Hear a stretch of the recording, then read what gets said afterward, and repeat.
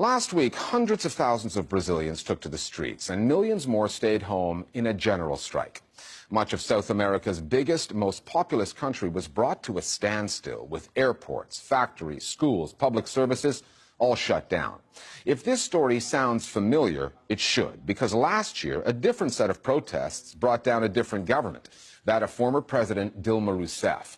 But last year's demonstrations got wall-to-wall coverage in Brazil's privately owned news outlets, including Globo, which is as dominant a TV presence as you will find in any country. The subsequent impeachment of Rousseff paved the way for current President Michel Temer, whose austerity-based response to an economic recession led to the general strike.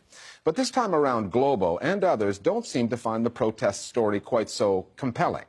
Critics are suggesting that's because right-wing media outlets prefer Temer and his austerity program to Rousseff, her leftist predecessor Lula da Silva, and the social programs that they brought in. Another factor might be that Michel Temer's government has been using taxpayers' money to persuade the news media to support his conservative agenda. Thursday, April 27th, business as usual on the Brazilian airwaves. On the eve of a national strike that would paralyze much of the country, the next day's demonstrations, already planned and with the media notified, are treated as a non-story.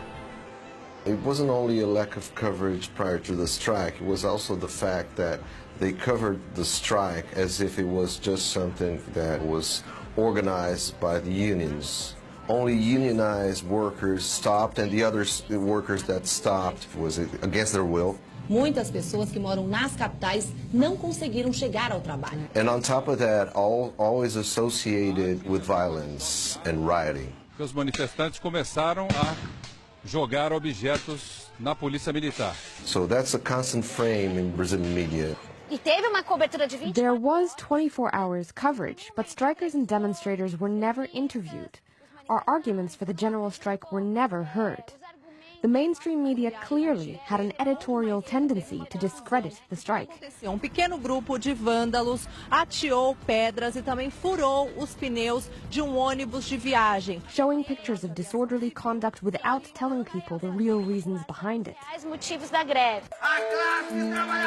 That was last week, but rewind to last year, and another set of protests to which the media took a very different approach. Dá tempinho na cobertura do esporte. Vamos falar das manifestações que acontecem pelo país. Back then, the demonstrations and the story were driven by an anti-corruption investigation involving the energy sector that would lead to the downfall of Dilma Rousseff, and an ongoing fraud investigation against the president who preceded her, Lula da Silva. The anti-graft marches went on for a full year, providing an ongoing narrative. The general strike lasted just one day, but with teachers, doctors, nurses, and bus drivers among those taking part, it was the largest such strike in Brazil for decades and was backed by protests in 26 states. The two stories are not the same, but nor are they as different as the contrasting coverage that they receive. The gulf in coverage is vast. The protests calling for impeachment against the Dilma government had huge visibility, with Globo's helicopter capturing the protest from the air and covering it all day long. With protests against Michel Temer, this doesn't exist. When it came to the general strike, Durante todo o dia, o jornalismo da Rede Globo cobriu a paralisação por todo o Brasil. the word strike was avoided. They talk only about demonstrations, protests and vandalism. Many channels and programs, they are able to produce a coverage of an event like, the strike, where you have clearly two sides to it, and only give voice to one side. That's amazing. Media in Brazil is an oligopoly. It's dominated by a few groups. TV presenters, as well as journalists, are being co-opted to support the reforms. Silvia Santos, who is the biggest, perhaps the most popular TV presenter in the country, was summoned to meet with President Temer.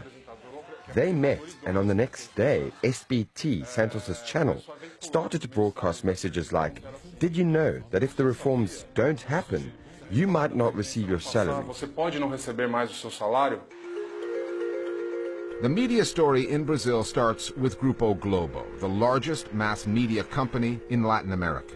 It owns 122 TV stations nationwide, TV networks, radio networks, major newspapers, and cable TV systems. Like Globo, Brazil's other major networks, SBT and Rede Record, are family-owned or controlled. Their proprietors tend to, politically, tilt to the right, which is reflected in the coverage their platforms provide. There is a stigma against Rede Globo. I don't know why. It's a reaction to Globo's type of coverage. Globo has commercial interests and covers or doesn't cover events in a certain way or gives more space to this or that. It is up to them to decide. They are commercially motivated, as they should be. Globo has a clear tendency to take sides politically. We know that their main financiers, their main advertisers, are the big banks, the automobile companies. Multinational corporations, in tandem with the Temer government, are pushing for the weakening of the state, opening Brazil up to privatization, liberalizing markets, and loosening regulations. So there are very powerful economic players influencing the narrative. And the Temer government is making it in the media's economic interest to support its policies. While preaching austerity and the need for economic and social reforms, the government boosted what it spends on advertising by 65% immediately after Temer came to power. That's according to Brazil's leading financial newspaper, Estadão. The Temer government is buying editorial support. It's not simply increasing advertising funds, no, it's exchanging advertising funds for editorial support. They are already thinking about 2018, about the next elections.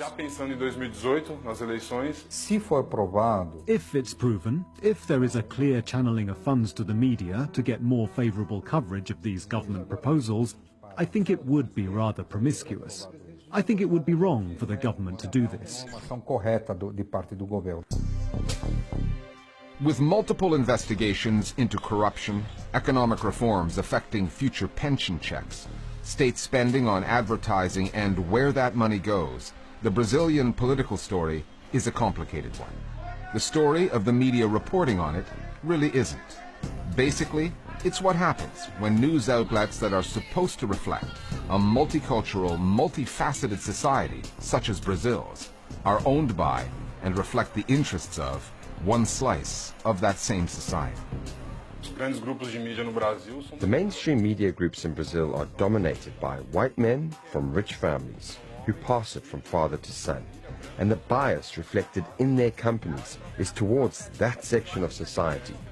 There is very little space for minorities, for the working class, for other narratives. It's always the elite speaking to the people with their own bias and worldview. So if you want to give it a class reading, you can say that, you know, they really silence the voices of the poor, the ones that they are getting hit the most by the economic crisis. They don't have a voice. What is not being represented is exactly the organized part of Brazilian society that opposes Temer. E a gente começa essa edição mostrando agora de manhã a greve geral. Brazil's first general strike in more than 20 years has ended in violence. No decorrer da manhã, vários pontos aí com interrupções. Agora começou a confusão, policiais de um lado atirando bombas de efeito. Class and race dictate how people view the government reform.